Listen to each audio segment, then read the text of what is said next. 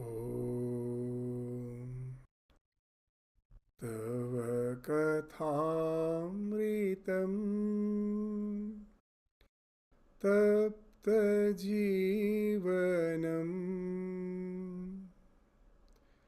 कविभिरीडितं कल्मषापहम् श्रवणमङ्गलम् श्रीमदाततं भुवि गृह्णन्ति ये भूरिदा जना.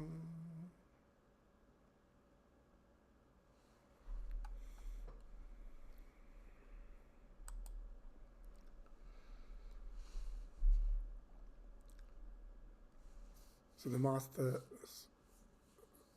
with the devotees, will continue from the section where we have concluded in the last class, that Sri Ramakrishna is discussing that how that spiritual practices in the beginning may speak of an effort, but that effort becomes something spontaneous.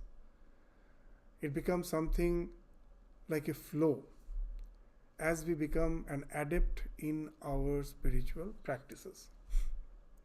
And then it is the love which we develop through the process of our spiritual practices by using our will, at last gets converted into devotion.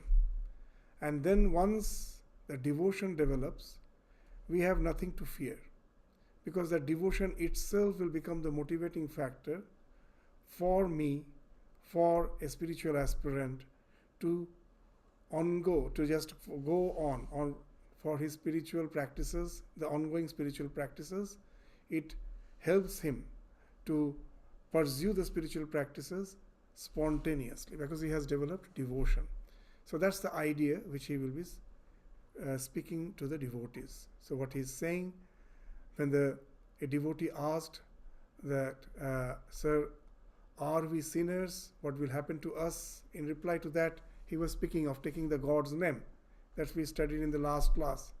But he told that taking the God's name is something which may appear to be easy, but we find that because of the vacillations of the mind, it's very difficult to keep the mind always in God.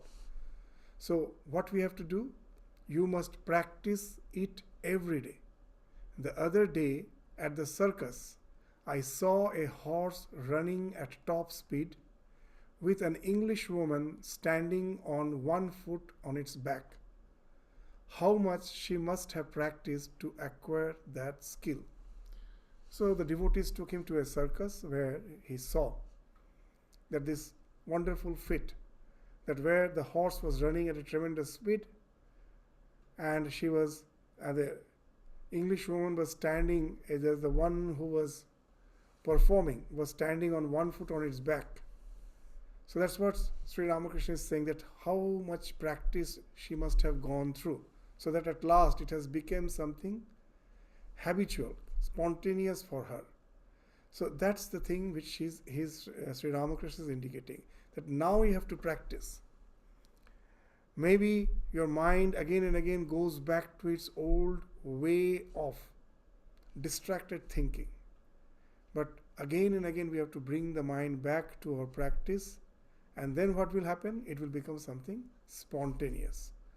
So that also in the modern psychology they speak of flow.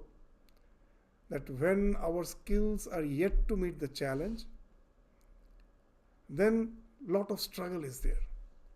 But we have to be persevering, knowing it for certain that this willful perseverance will not be there throughout my spiritual journey.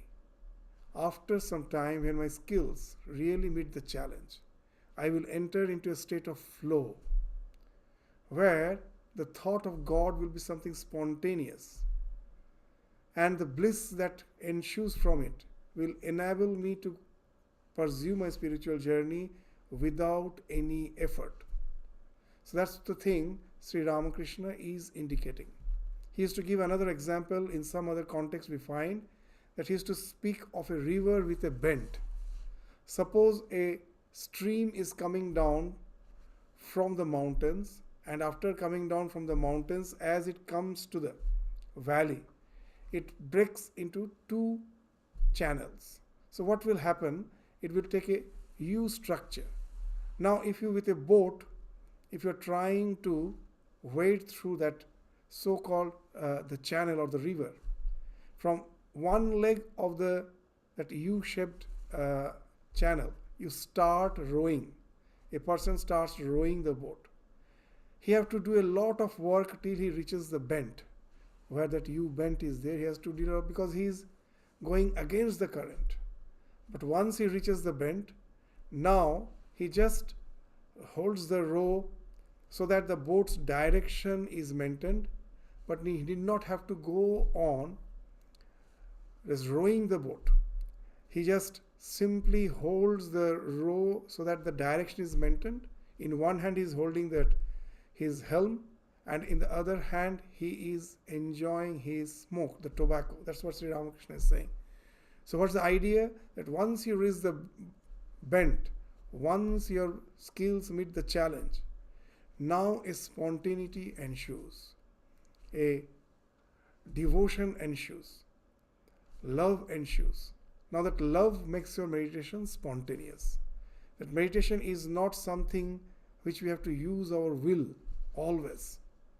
At the beginning it is required, as we give that example again and again, that our mind, in the modern psychology they speak of neuroplasticity, that what you do repeatedly, that as if creates a path in your mind.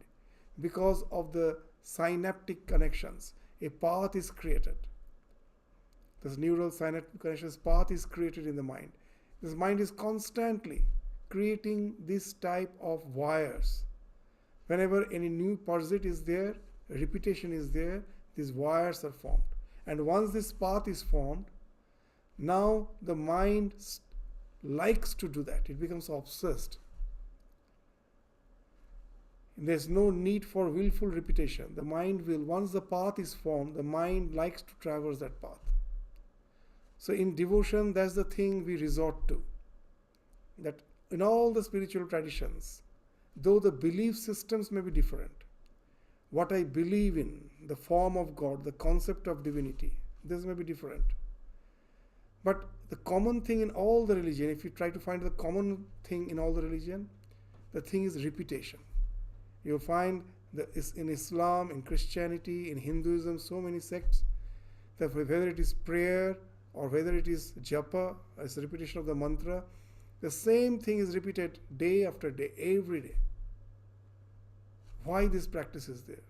Because knowingly or unknowingly, our spiritual masters knew that what you do repeatedly, it as if creates a path in the mind, and once the path is created, now you develop love for it. Now once the love is developed, now there is no need for your willpower. The meditation becomes spontaneous. That's the example which we give. The mother constantly thinks of the child because she loves the child. She need not have to sit down for meditation. That we sit down for meditation. Why? That I will forget God. So I have to sit for meditation in the morning, in the evenings, lest I forget God. Does the mother sit for meditation that she forgets her child? Lest she forgets her child, so I have to meditate? No. The love is that when the love factor comes, then your remembrance becomes spontaneous. Whether she is busy in her work, whatever she is doing, in the background of her mind, the thought of the child is always there. Why that is? Because there is a love.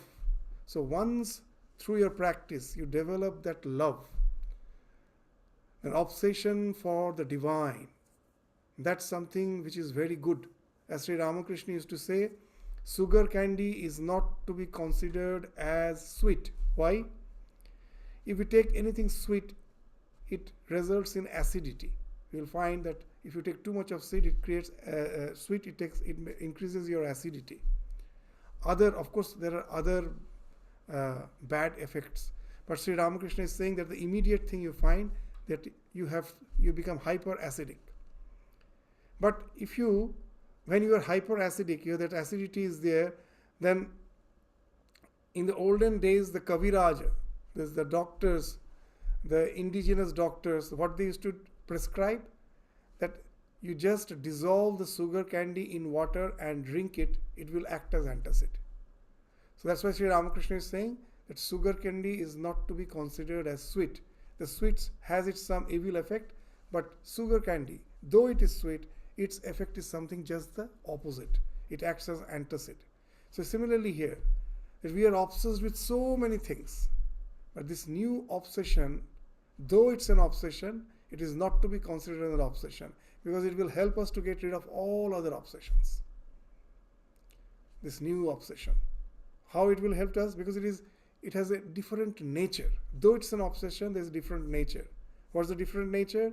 All our obsessions which we have developed through the process of evolution, from birth, after birth, you'll find that all our obsessions, how we have developed, that there was some necessity.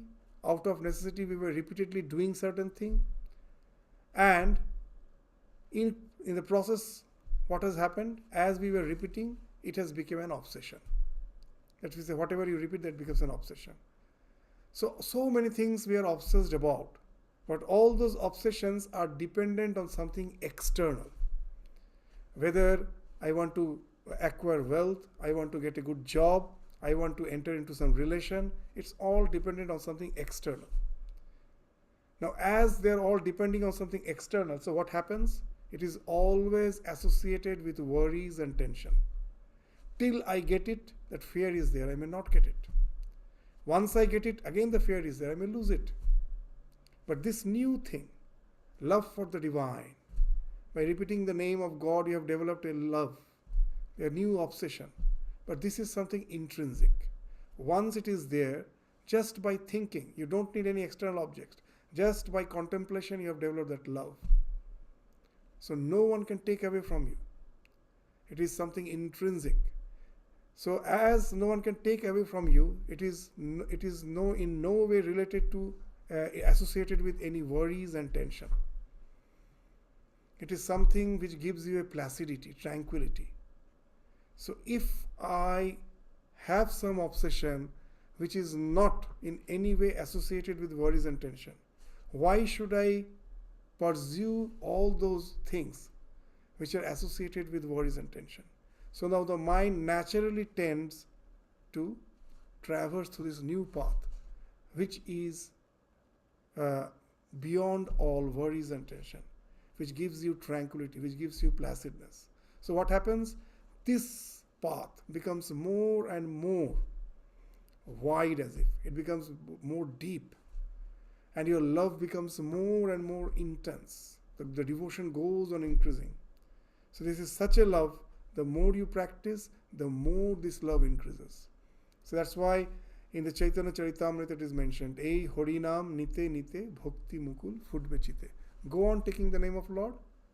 You may feel that at present I don't have bhakti, I don't have devotion. What's the use of taking the name of God? It is something mechanical. So the masters, the spiritual masters say, you need not bother. Your guru has instructed you, with your will, you'd go on doing it. Know it for certain, the love is bound to develop. That obsession is bound to develop. And this obsession, new obsession, is something which is qualitatively different from all others. So this you will be pursuing at the expense of others. The others will fall off. Because this is something which gives you tranquility. And that's how your devotion will go on increasing, and it will become something spontaneous. And then you become an adept. Previously, at each and every moment, you have to be very cautious. You have to be constantly aware whether mind gets deviated to something else or not. Now it has become spontaneous. Now you need not constantly bother. You just constantly go on observing your mind, whether it is just getting distracted or not. No, it won't get. That love has made it something spontaneous. The thought of God has become spontaneous. That's why Sri Ramakrishna in some other context used to say that an adept dancer, he or she never, what you say, that will be dancing, his steps will never be out of rhythm. The one who is an adept dancer, her steps will never be out of rhythm. When I'm learning to dance, at that time I have to be very cautious. At each and every step, I have to listen to the music and consciously go on stepping in rhythm. But once I've learned the dance, now I'm the teacher. I'm instructing my students. I'm constantly instructing them. The music is on the background. Half of my mind is in the instruction, but my steps naturally falls on the rhythm because it has become something spontaneous. So that's why in Bhagavad Gita very nicely it has been indicated that practice a little. Once you practice a little and that love develops, now there the fear factor has gone. Now that love itself will help you to proceed in the spiritual journey and will take you to the ultimate goal. So in Bhagavad Gita that phrase is Swalpam apyasya dharmasya trayate mahato bhayat. Just practice a little. It will liberate you from the great fear of this attachment to the worldly distractions. It will fall off the moment you develop this love. So that's the idea which we find Sri Ramakrishna is saying, that practice every day. The other day at the circus, I saw a horse. So now see, with practice what has happened? That has become so spontaneous. That running at the top speed with the English woman standing on one foot on its back, how much she must have practiced to acquire that skill. Weep at least once to see God. That yearning has to develop. So with the practice, you have to develop that love, that yearning. So these two things, this yearning, this abhyasa, and this practice, and has to be associated with vyakulata, abhyasa and vyakulata. Without vyakulata, abhyasa won't help. So we have to go on practicing till we develop that vyakulata. That's why he's saying that develop that yearning. Weep at least once to see God. That Sri Ramakrishna in some other context is saying some wonderful thing, that so much of tears we waste for our all these worldly relations. So can you just cry for God? You cry for your beloved, the mother cries for the child cries for the mother. But can you cry a little for the God? Just that's the thing he's saying, that have that yearning. So that's he is indicating again and again. Weep, because Sri Ramakrishna is saying this because his spiritual journey speaks of yearning and yearning alone. His first realization was almost without the help of Guru. The one who gave him, who initiated him, he was never seen, Kenaram Bhattacharya. That as Sri Ramakrishna was appointed as the priest of the Dakshineshwar Kali temple, so he had to be initiated in the Shakti mantra. So for that, one Kenaram Bhattacharya initiated Sri Ramakrishna, and he was never seen. No one knew about his whereabouts. So Sri Ramakrishna had no guru almost. Just he gave the mantra and he left. And just by yearning, he started conquering the citadels of spiritual realization, one after other. The gurus came later. First came his, through yearning, his realization.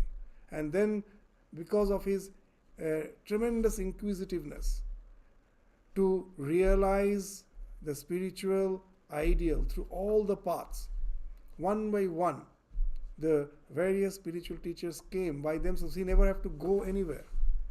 Just see, if you really have yearning, the entire nature will conspire to make your desire fulfilled. That's what even nowadays there are so many books on that. This famous book, The Secret, that speaks of that. What you yearn, that you get. There's a with the yearning, I develop a deep samskar, that is one thing, and the entire nature will conspire to create an environment where that the object of desire is fulfilled.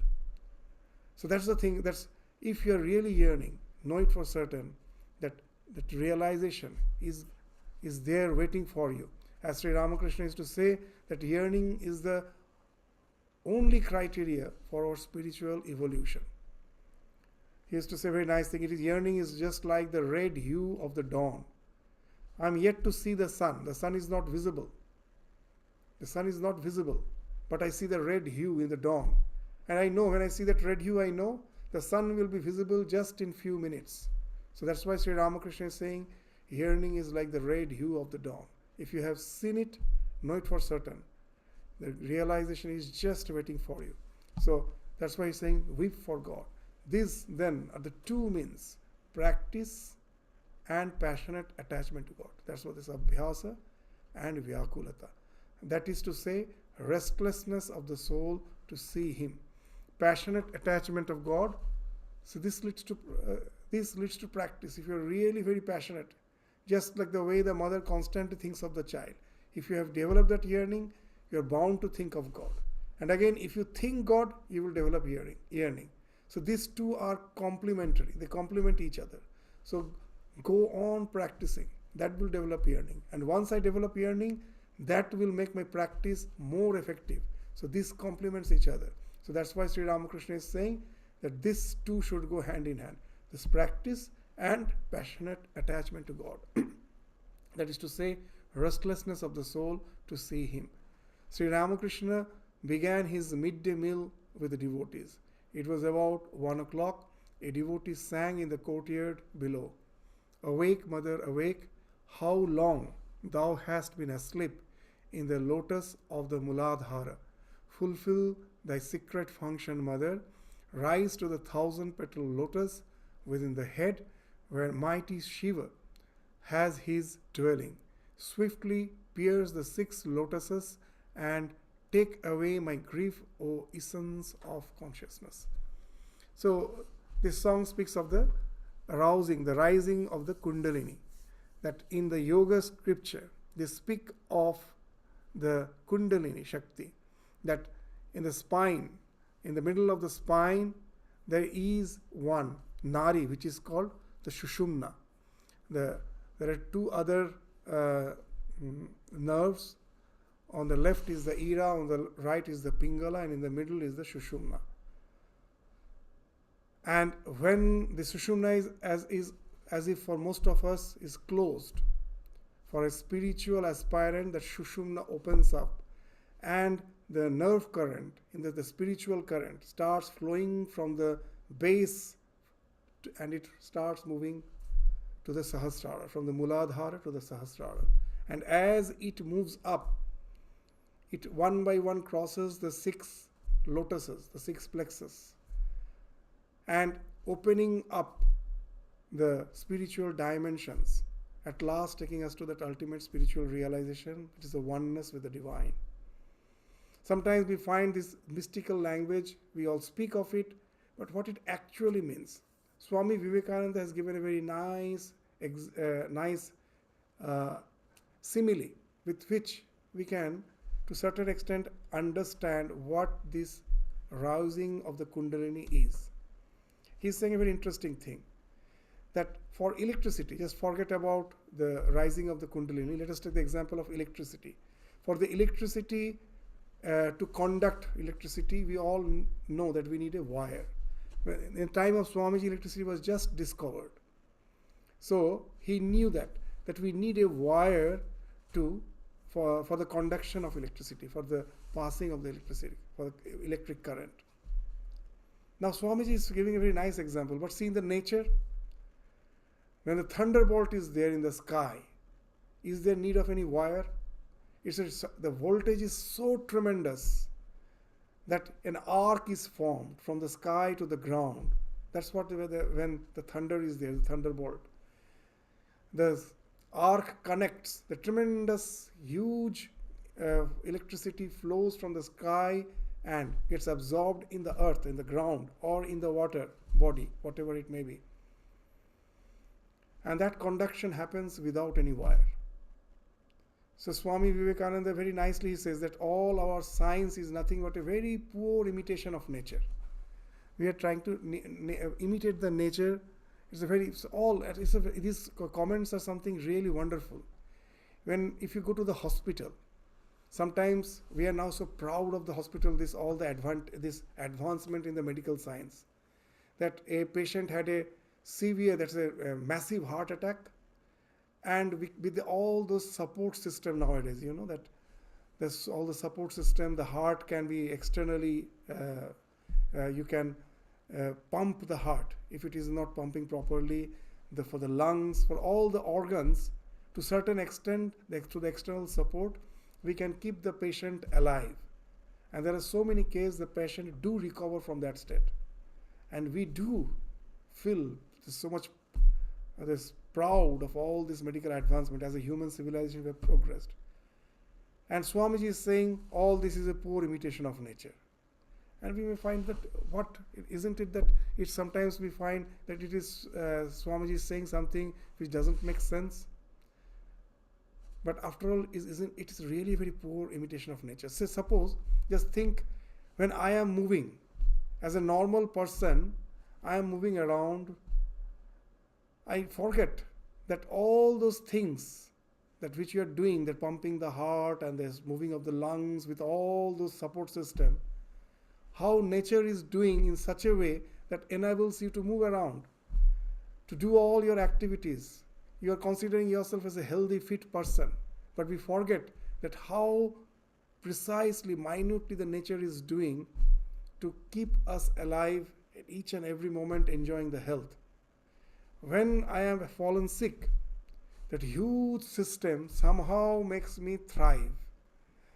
If somehow that with all those things, I cannot be revived in 2-3 days, I am gone. If I am revived, well and good, again I will be living. But also, how I will be living? Not because of that system.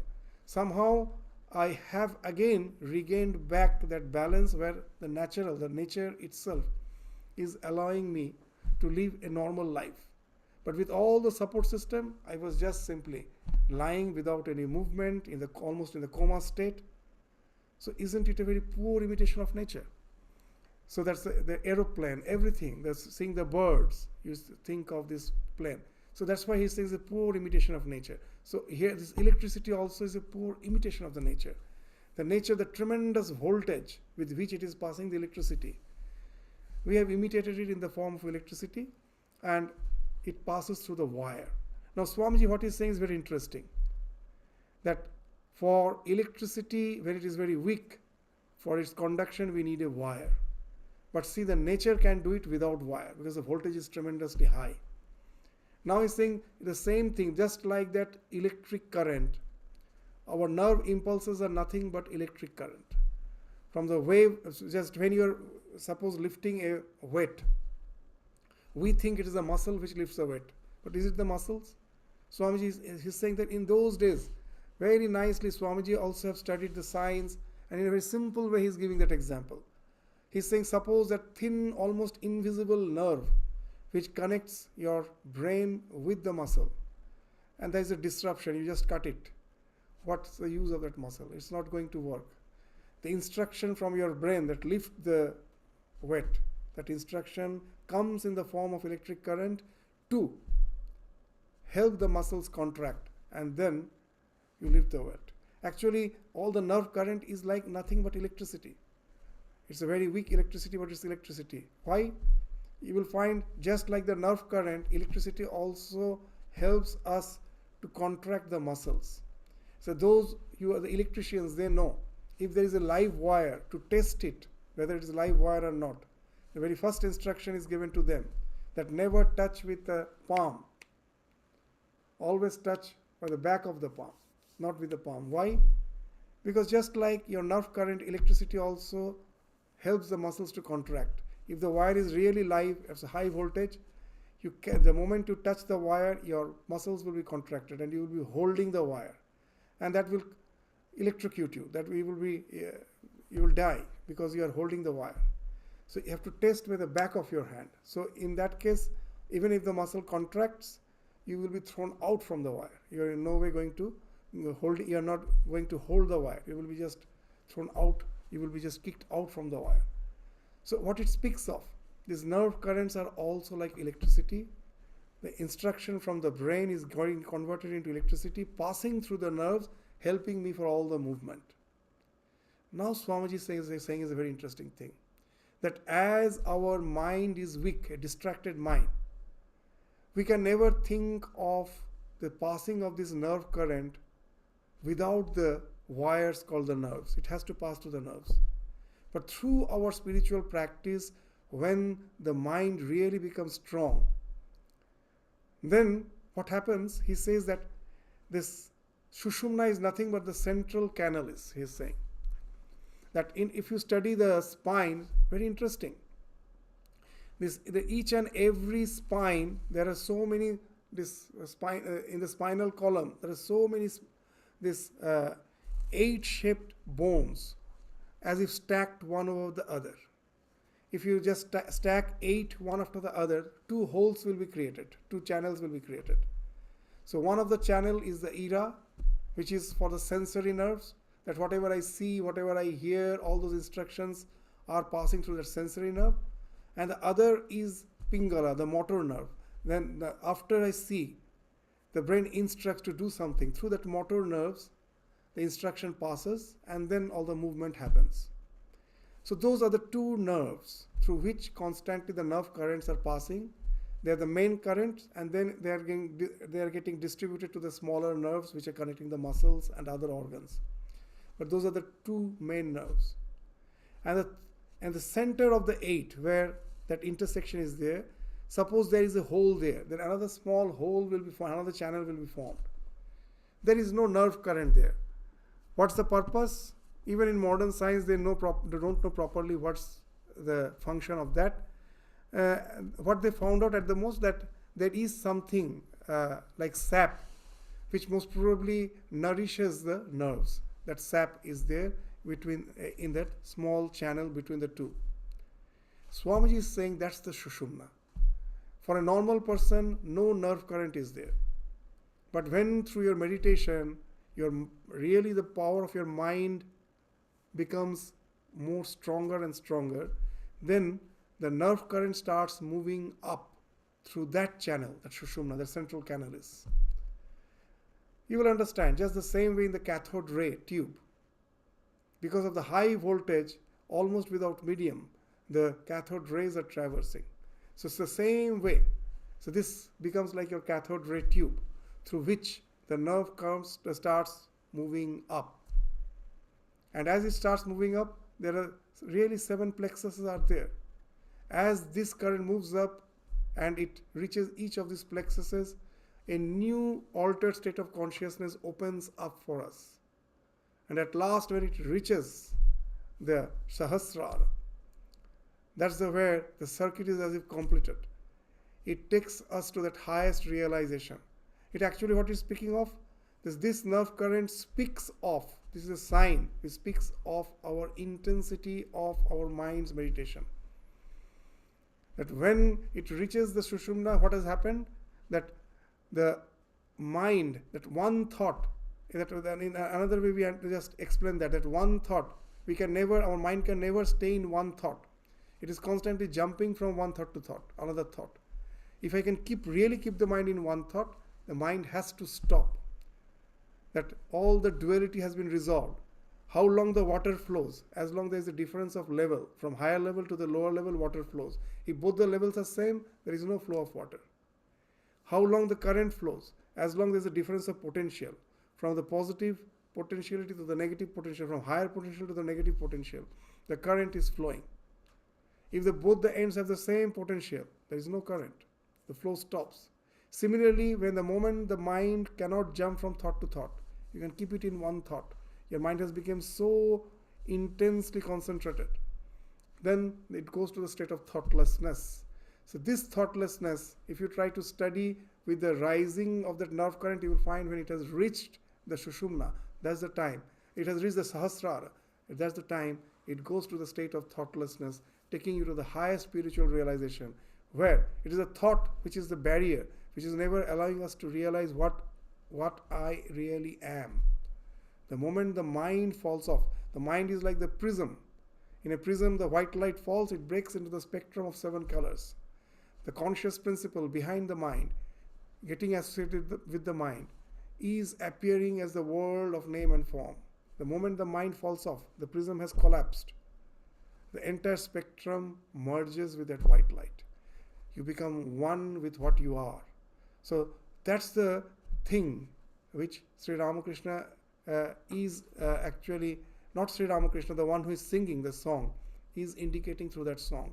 This rising of the Kundalini speaks of the spiritual evolution, where the nerve current has started moving through the Sushumna up to ultimately go to the Sahasrara, taking us to that ultimate realization where I realize the oneness of my existence with absolute reality. So that's the thing which the singer was singing. Now, hearing the song, Sri Ramakrishna, so for a realized soul, that's the thing. So we need so much of words to have an inkling that what happens. But the one who has realized, he doesn't need all this reasoning. That he simply goes to that realization directly. So just hearing that word, Sri Ramakrishna, who has reached that state, and he's almost always established in that state, by force he has to bring his mind down to this ordinary level of consciousness. So whenever he gets an inkling of that thought, immediately it goes and merges in samadhi. So this, in the gospel, that's the beautiful thing we find again and again. Just there's a little spark, there's a little suggestion. Ramakrishna is going into samadhi. So hearing the song, Sri Ramakrishna went into samadhi. His whole body became still, and his hand remained touching the plate of food. He could eat no more. After a long time, his mind came down partially to the plane of the sense world, and he said, I want to go downstairs. A devotee led him down very carefully. Still in an abstracted mood, he sat near the singer. The song had ended. The master said to him very humbly, Sir, I want to hear the chanting of the mother's name again. The musician again sang, Awake, mother, awake, how long thou hast been asleep in the lotus of the Muladhara. The master again went into ecstasy. After his noon meal, the master conversed with the devotees. Ram, Kedar, Nityagopal, Aim and others had arrived from Calcutta. Rakhal, Harish, Latu and Hajra were living with the master. Mr. Chaudhuri, who had 3 or 4 university degrees and was a government officer, was also present. He had recently lost his wife and had visited the master several times for peace of mind. Master to Ram and the other devotees. Devotees like Rakhal, Narendra and Bhavanath may be called Nitya Siddha. Their spiritual consciousness has been awake since their very birth. They assume human bodies only to impart spiritual illumination to others. So, there are so many classes of the jivas. It's not that all are ensnared by the Maya. There are a few who has gone beyond it. But to come down to this world, into this level of worldly existence, the desire is the thing which gravitates us down again to this plane of existence. Now, once you have went to that realization, all the desires has fallen off. So coming back to this plane of existence is almost impossible. Then if this Narendra Bhavana, they are Nitya Siddha, then how are they born? So here Sri Ramakrishna says that some have that unconditional love for the humanity. That I have realized the others don't know what they are missing, and they have no other selfish motive, just out of this compassion that others don't know what they are missing, they come down. That Sri Ramakrishna gives the example of 3 friends. The 3 friends were passing by a road, and there was a wall, a very tall wall, very high wall on one side of the road, and they were curious to know what's on the other side of the wall. So now it was a high wall, so they were in search of some ladder, and they managed to get a ladder. So they placed the ladder against the wall, and one of them got up. The moment he got on the top of the wall and he peeped to the other side, he was so ecstatic that these other 2 could see that he was full of joy. And they were asking that what makes you so ecstatic? What have you seen? But he had no patience. Seeing that thing which was going on the other side, the mirth of joy, he simply jumps to the other side. Now the other two were curious. Now the second person also goes up. He also meets the same fate. He cannot in any way relate. Before relating, he jumps to the other side. Now the third, the last friend, he gets up. And he also feels like jumping. But then the thought comes, that if I jump, who will relate to the world that why you are suffering here in this so-called, in the quagmire of sorrow? There is the mirth of joy just on the other side of existence. Who will relate? So he comes down. So this coming down because of that desire. What's the desire? That unbound love for humanity. This unrestricted love for that humanity. There is unconditional. There is no selfishness. This love helps them to gravitate down to this plane of existence. So they come down only for helping others. As per their own desire is considered, there is no such selfish desire that could have brought him down to this existence. So that's why Sri Ramakrishna is saying they are Nitya Siddha. Devotees like Rakhal, Narendra, Bhavanath, they are the Nitya Siddha. They are ever free. Their spiritual Nitya Siddha means ever free. They can never be bound. They are so skilled in their, in their awareness that nothing can bind them. They are always aware of their real nature. So their spiritual consciousness has been awake since their very birth because they are Nitya Siddha, they are ever free. Then why do they, what's the need of the human birth? They assume human bodies only to impart spiritual illumination to others. There is another class of devotees known as Kripa Siddha. Kripa means grace. That one who has become illumined by the grace of the divine, Kripa Siddha. That is to say, those on whom the grace of God descends all of a sudden and who at once attain his vision and knowledge. Such people may be likened to a room that has been dark 1,000 years, which when a lamp is brought into it, becomes lighted immediately, not little by little. So this, when we are reading gospel, we have to be very cautious. Everyone thinks I have understood. But we will find that as we go on reading, our layers of understanding, the layers of our, this ignorance falls off. And the more and more the ideas become clearer. There are so many levels of understanding. It becomes more and more clearer. So just by reading these words, we may feel that, oh, then what's the need of all the spiritual practices? There's no need. If God's grace alone is the thing, and that also is unconditional, when it will fall on whom, we don't know, then what's the need of the practice? So actually what Kripa Siddha means, it's not that we need not practice, that God suddenly will come and bless us. It never indicates that. What it indicates, that we have to go on with our practice. But know it for certain, the practice is not going to take us to the realization. With the practice, a sense of resignation has to come. And when that resignation comes, God's grace is always there. Then, when the moment your real sense of resignation comes, then God's grace comes in a flash and immediately it takes to a realization.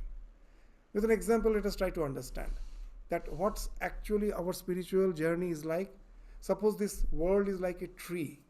Samsara Vriksha is a tree. And we are clinging to the branches of this tree. Now the branch of the tree in which I am clinging, most probably it has a lot of ants and it has started disturbing me. So what I do, I try to get rid of the branch which I am holding and try to hold some other branch where most probably those ants are not there, and I hold on to that, and that's what is our spirituality at present. That we are holding on to the world, it makes us suffer, and then there is some idea of divinity. That also is a branch. We leave this and hold on to that. But if we really are very much minutely observing our psyche, we will find somehow to get rid of the idea of this limited individuality that never goes. We want sukha. What type of sukha? It's a better type of sukha, better type of happiness. What? That I will be enjoying the bliss of contemplation. Who will be enjoying? This limited I. The idea of this going beyond this limited I is not there. Still that idea is there. It is far better. It is far better than the worldly happiness, but still it is the idea of clinging to our individuality. That's why Swami Vivekananda used to say a very nice thing. A sword, a golden chain is also a chain. An iron chain is, of course, iron chain binds us. A golden chain also binds us. A golden chain is also a chain. So it still binds us. This is the thing, that however we may go high up in the spirituality. So these are the various gradations. Of course, the one who is absorbing the deep meditation, he is much more evolved. After his death, that is, his bliss, and the bliss which he enjoys in meditation, that itself will be the cause of his another birth, of course in a better environment. Most probably he will be born, that as in the Gita, Bhagavad Gita, they say, Suchitang Srimatang Gehe, Yoga Bhrashto bhi Jayate. The one who is Yoga Bhrashta, he again comes, Yoga Bhrashta, he has not gone to the ultimate realization. He has progressed a lot, but still, that clinging to that individuality is still there. I want to enjoy the bliss of meditation. With that, again, he comes down. So the Sattvic Sukha is also a type of bondage. I have to go beyond that. So, with all our spiritual practices, we will find that's the way I cannot jump out of myself. If you ask a small child, jump out of yourself, what he will be jumping, but can he jump out of himself? No. That's what we are doing with all our spiritual practices, that we have left hold of one of the branch and we just try to get hold of another branch where the so-called worldly inflections are not there, and we call it spirituality. But what's the real spirituality? At last, to leave the hold of this tree called world, to go beyond the sense of ego, to be one with the absolute. So for that, what is required? Just when you're clinging to a tree, to fall, no effort is required. You just leave the hold, in whichever branch you may be. The branch which was inflicted, whether you are in that branch or in the branch where you are enjoying your existence there with all the ripe fruits most probably are there and you are enjoying, but you're still clinging.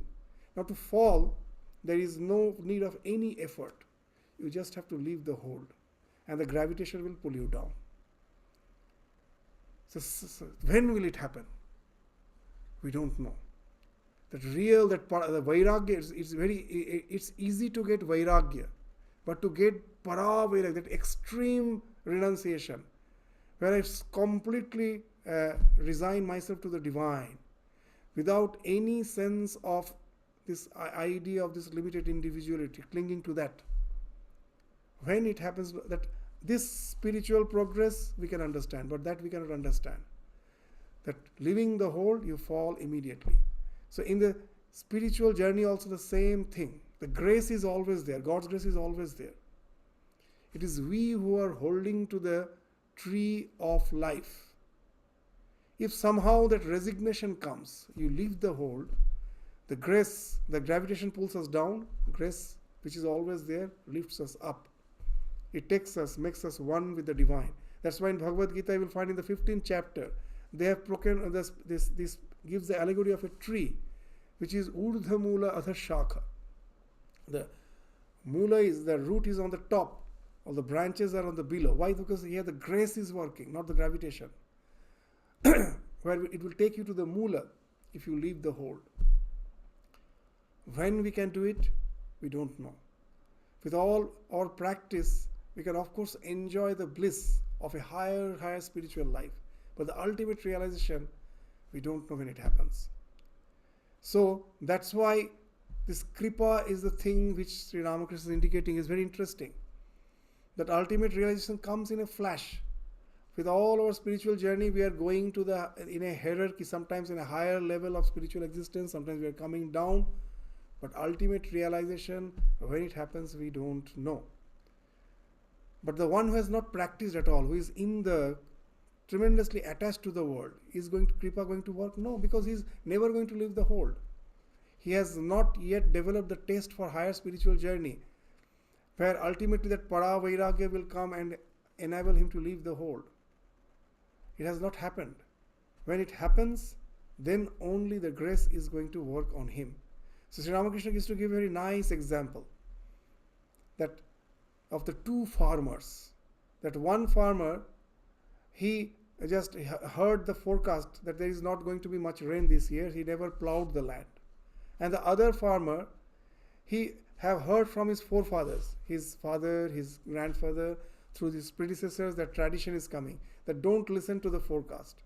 Just plow the land in particular time of the year.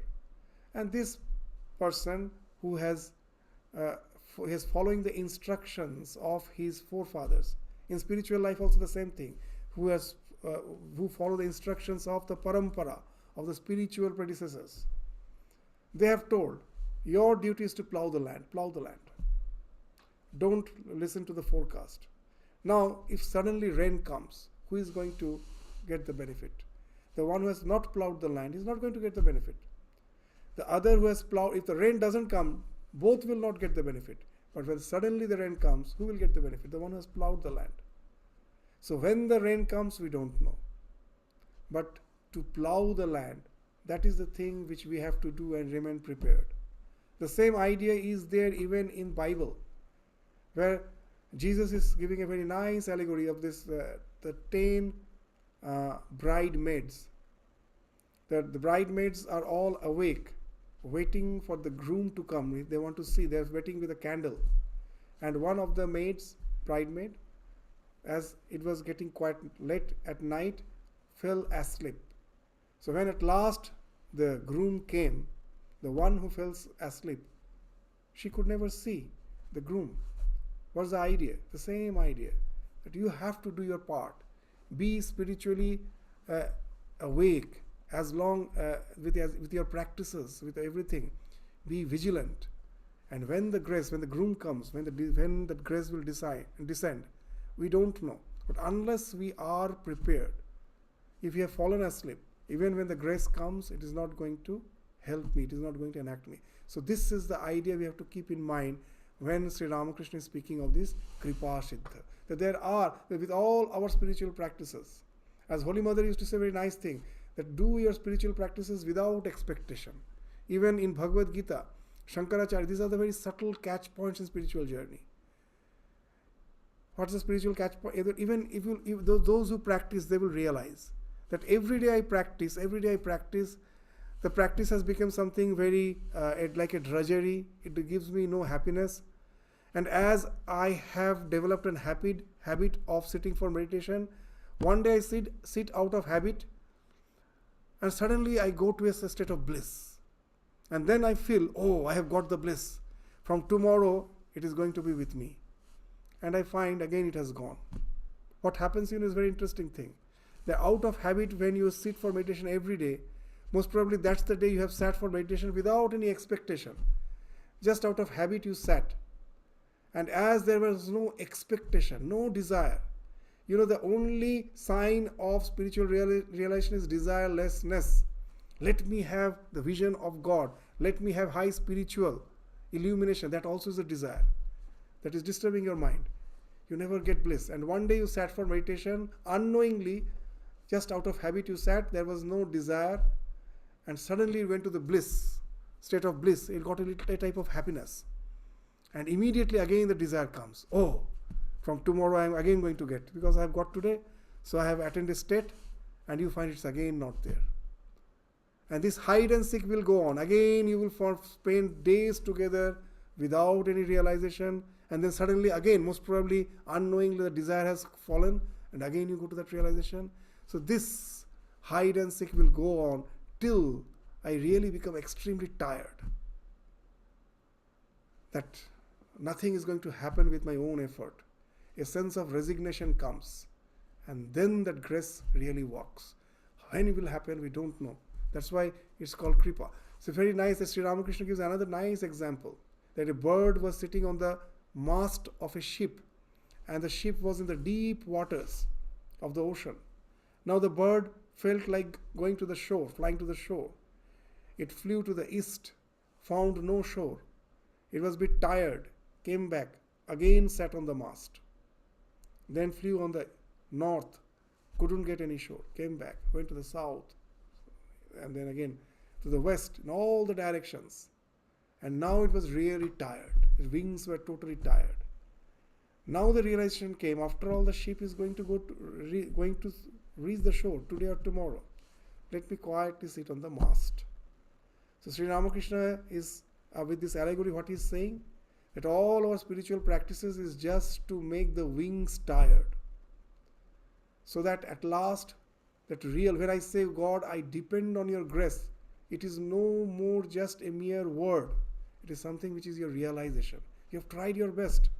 Now when you say, God, it's only your will.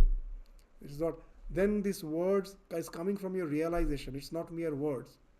And then it is going to take you to that higher spiritual. So these are the subtle catches in the spiritual journey.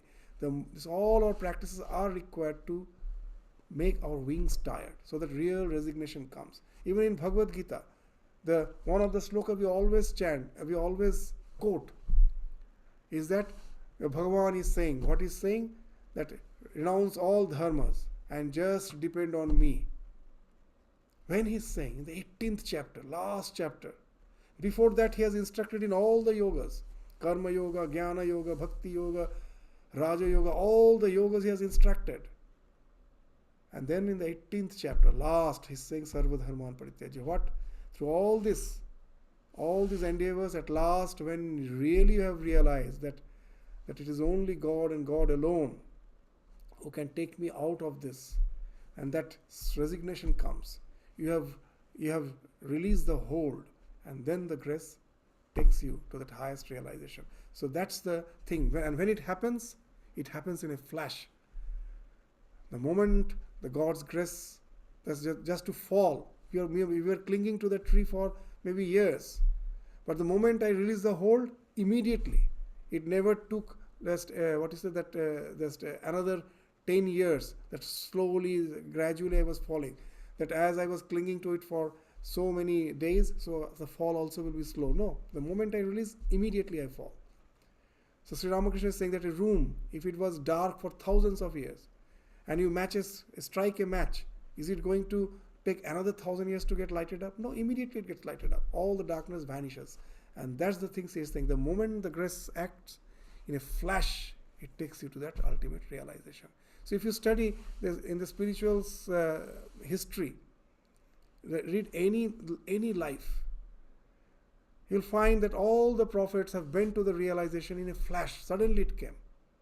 It never happens gradually. That's the thing, that what they are doing, their sadhana speaks of fight. They are fighting with the negativities, fighting with Satan, fighting with the negativities. But when that hold is gone, the God's realization comes in a flash.